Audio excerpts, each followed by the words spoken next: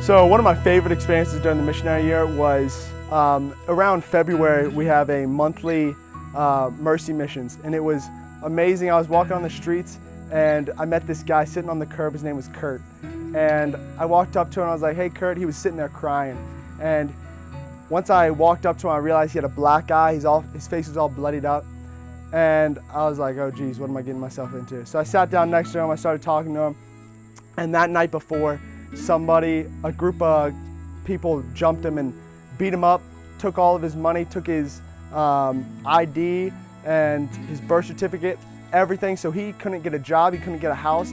He had nothing.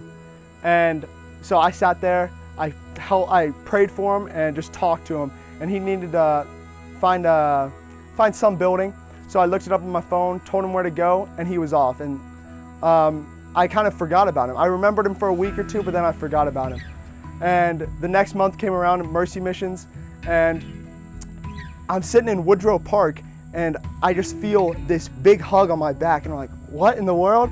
And I turn around, and it's this guy, Kurt, and the biggest smile on his face. He's like, "Do you remember me? Do you remember me? I'm Kurt. We met last month." And I was like, "Yeah, I totally remember you, Kurt. What's up?"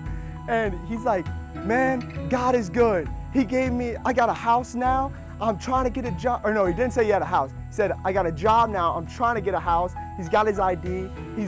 His life's coming back together. And I sat there, gave him a hug. We prayed together, and he was back off. He's like, "I got to get somewhere. I got to go." And that's the last I seen Kurt, but I'm still praying for him.